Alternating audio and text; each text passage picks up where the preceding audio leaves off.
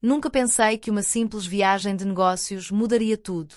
Mas quando olho para trás, percebo que já estava diferente antes mesmo de entrar naquele avião. Chamo-me Rita, tenho 26 anos e trabalho como assistente de marketing numa empresa de vinhos em Lisboa. A minha vida era previsível. Namorava com o André há 4 anos, um rapaz simpático, seguro, que trabalhava em finanças e sonhava com uma casa em Cascais, 2 filhos e um Golden Retriever. Tínhamos até escolhido os nomes dos miúdos. Mas quando ele me tocava, eu já não sentia nada. Só rotina. Só hábito. E depois havia o Rodrigo. Rodrigo Tavares. 51 anos. Diretor comercial. O meu chefe. Não era só a idade que o diferenciava dos outros homens que conhecia. Era a forma como ocupava o espaço numa sala, como o silêncio dele dizia mais que as palavras de qualquer outro.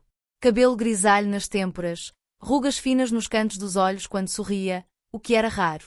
Usava fatos de linho no verão e cologne que cheirava a madeira e especiarias. Algo caro. Algo que ficava na pele.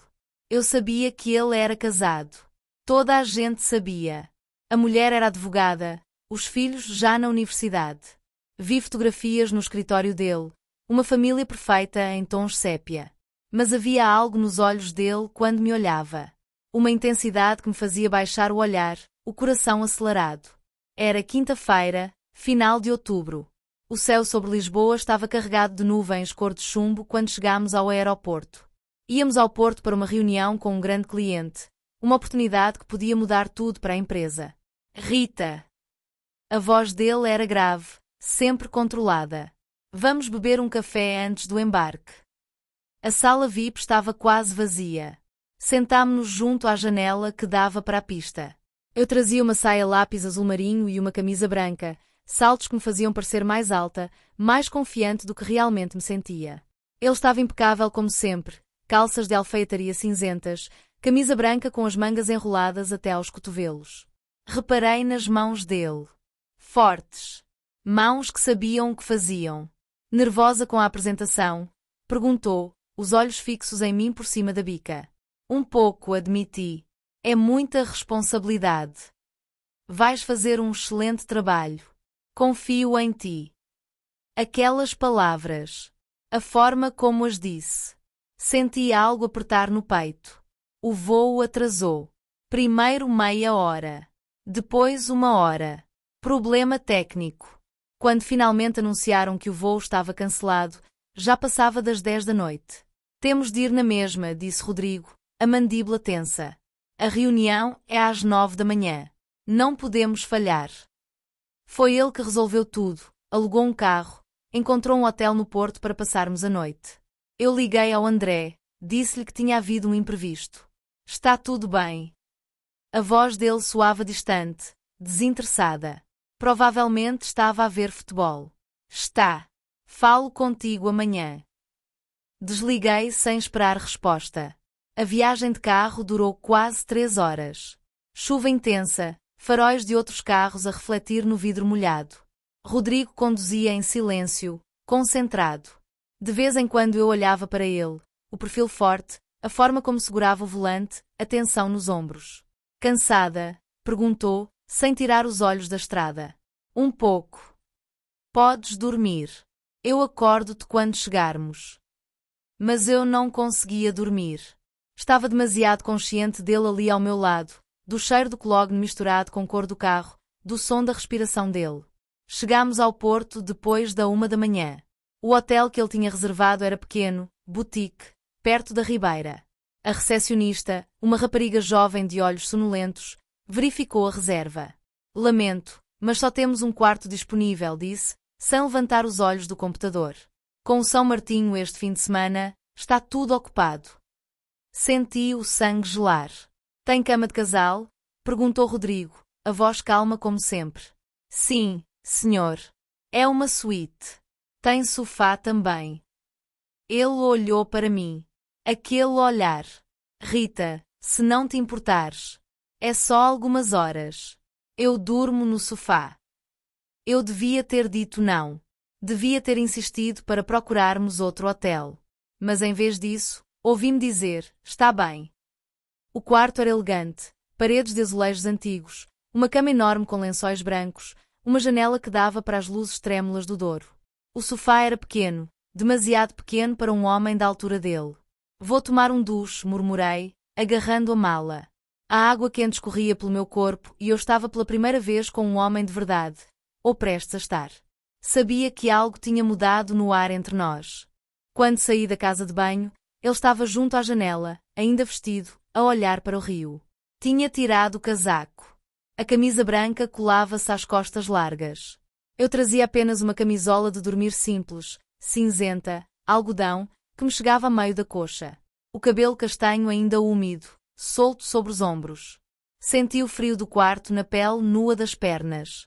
Ele virou-se.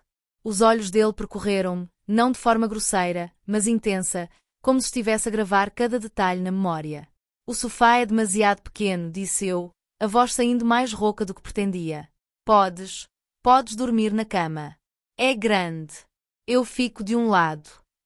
Silêncio. Longo. Pesado. Tens a certeza? Não tinha certeza de nada. Mas acenei com a cabeça. Ele foi tomar banho. Ouvi a água correr, imaginei-o ali, nu, e senti uma onda de calor percorrer-me o corpo inteiro. Estava noiva? Não. Mas tinha namorado. Um namorado que nunca me tinha feito sentir assim, com as mãos a tremer, o coração aos saltos, aquela umidade crescente entre as pernas. Quando Rodrigo saiu, trazia apenas boxers escuros. O corpo dele era diferente do corpo jovem do André. Havia marcas do tempo, algumas cicatrizes, pelos grisalhos no peito, músculos que não vinham do ginásio mas de anos de vida. Era um corpo de homem, não de rapaz. Deitei-me virada para a parede, tentando controlar a respiração. Senti o colchão afundar quando ele se deitou do outro lado. O espaço entre nós parecia simultaneamente imenso e inexistente. Boa noite, Rita. Boa noite. Fiquei imóvel, os olhos abertos na escuridão. Ouvia a respiração dele. Regular. Profunda. Como é que ele conseguia estar calmo? Passaram-se minutos. Ou horas. Não sei. E então senti a mão dele, suavemente, tocando o meu ombro nu. Rita. Virei-me. Os rostos tão perto que conseguia sentir o hálito dele, menta e algo mais. Masculino. Quente. Isto não devia acontecer, sussurrou ele. Eu sei. Se eu te beijar agora, não vai haver volta atrás. O meu namorado não suspeitou de nada quando lhe disse que tinha havido um imprevisto. Nem imaginava que naquele momento eu estava a atravessar uma linha que nunca mais poderia apagar. Então beija-me, ouvi-me sussurrar. E ele beijou. Não foi como os beijos do André, tímidos, previsíveis, sempre iguais. Este beijo era fome. Décadas de experiência em cada movimento da língua dele, em cada forma como me segurava o rosto com aquelas mãos fortes. Gemi contra a boca dele e senti-o sorrir. Há quanto tempo querias isto? Perguntou, a voz rouca contra o meu pescoço. Não sei. Meses. Talvez desde o primeiro dia. As mãos dele percorriam o meu corpo por cima da camisola, descobrindo cada curva, cada reação. Quando puxou a camisola para cima, expondo-me, senti vergonha por um segundo. Mas a forma como ele me olhava, com desejo puro, sem julgamento, fez toda a insegurança desaparecer. És linda, disse. E acreditei. Eu nunca tinha sentido nada assim antes. Com o André era mecânico. Rápido. Ele nunca tinha tempo, nunca se preocupava se eu chegava lá. Mas Rodrigo. Deus. Rodrigo sabia exatamente o que fazer. Cada toque era deliberado. Cada beijo tinha um propósito. Desceu pelo meu corpo com uma paciência que me fez querer gritar. Quando a boca dele finalmente chegou onde eu mais precisava, arqueei as costas e agarrei os lençóis. Olha para mim, ordenou. Abri os olhos. Encontrei o olhar dele, cinzento, intenso, faminto. E percebi. Ele mostrou-me coisas que eu nem sabia que existiam. O corpo dele sobre o meu era pesado, sólido, real. Não havia pressa. Cada movimento era calculado para me dar prazer. Ele observava as minhas reações, aprendia o meu corpo como se fosse um mapa que queria decorar. Rodrigo. Gemi o nome dele. Errado. Tão errado. Ele era meu chefe. Era casado. Tinha idade para ser meu pai. Diz-me que me queres, sussurrou no meu ouvido, a voz rouca de desejo. Quero-te. Sempre te quis. Quando finalmente me preencheu, senti-me completa de uma forma que nunca tinha experimentado. Não era só físico, era emocional, visceral, como se finalmente percebi o que é desejo verdadeiro. Movemo-nos juntos, suor a misturar-se com suor, respirações irregulares, as minhas unhas cravadas nas costas dele. Ouvia sons que não sabia que conseguia fazer. Ele tapou-me a boca com a mão quando fiquei demasiado alta. SHH. As paredes são finas. Mas eu não conseguia controlar. Pela primeira vez, senti-me verdadeiramente mulher. O orgasmo veio em ondas. 1, 2, 3. Ele segurou-me com força, sussurrando coisas em português que eu mal conseguia compreender, até que finalmente se deixou ir também, o corpo tenso, um gemido baixo enterrado no meu pescoço. Ficámos assim, entrelaçados, suados, a respiração ainda descompassada. Ele afastou o cabelo da minha cara com uma ternura que me fez querer chorar. Rita! Não digas nada, sussurrei. Não agora. Porque se ele dissesse que tinha sido um erro, eu não saberia como sobreviver. Adormecemos assim, nus, os corpos ainda entrelaçados. Quando acordei, a luz fraca da manhã entrava pela janela. Ele já estava acordado, deitado de lado, a observar-me. Bom dia, disse, a voz suave. Bom dia. Devíamos ter nos sentido desconfortáveis, envergonhados. Mas não. Era como se fôssemos cúmplices, parceiros num segredo delicioso e terrível. Fizemos amor outra vez nessa manhã.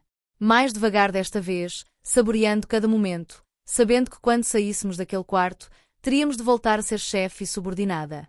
Profissionais. Distantes. A reunião correu perfeitamente. Eu fiz a minha apresentação, ele apoiou cada ponto meu, e conseguimos o contrato. No carro de volta para Lisboa, falámos de negócios. Apenas de negócios. Como se aquela noite nunca tivesse acontecido. Mas quando parou em frente ao meu prédio, tocou na minha mão. Só por um segundo. Isto não pode voltar a acontecer, disse. Eu sei. Mas também não consigo prometer que não vai. Saí do carro, as pernas ainda tremendo, não de cansaço, mas da memória do corpo dele contra o meu. Quando entrei em casa, o André estava no sofá a jogar PlayStation. Então, correu bem? Perguntou, sem tirar os olhos do ecrã. Correu. Fui tomar banho. Lavei o cheiro de Rodrigo da minha pele, mas não conseguia lavar a memória. Não conseguia lavar a forma como ele me tinha olhado, tocado, possuído. Naquela noite, quando o André me tocou, fingi estar cansada. Como poderia deixá-lo tocar-me depois de ter estado com um homem de verdade? Passaram-se 2 semanas. No escritório, Rodrigo era profissional, distante. Mas às vezes apanhava o olhar dele. E sabia que ele também estava a lembrar-se. Até que um dia, tarde, quando todos já tinham saído, ele apareceu à porta do meu gabinete. Temos de falar. Fechou a porta. Olhou para mim. Não consigo parar de pensar em ti. Eu também não. Isto é loucura, Rita. Eu sou casado. Tu tens namorado. Eu sou teu chefe. Trabalho com teu pai há 20 anos. Ele confia em mim. Gelei. O meu pai. João Ferreira. Head of Sales na Vinícola Tavares. O meu melhor amigo. O mundo parou. Rodrigo era o melhor amigo do meu pai. O homem que vinha jantar lá em casa nas festas. O padrinho do meu irmão mais novo. Meu Deus! Sussurrei. Eu sei. Por isso mesmo isto tem de acabar antes de começar. Mas quando se aproximou, quando me beijou contra a secretária, quando me fez sentir viva outra vez, soube que já era tarde demais. Guardo este segredo há 6 meses agora. O André continua a não suspeitar de nada. A mulher do Rodrigo também não. O meu pai convida-o para almoços de domingo e eu sento-me à mesa, sorrindo, sabendo exatamente o sabor da pele dele. Somos cuidadosos. Hotéis discretos. Viagens de negócios necessárias. Mensagens apagadas.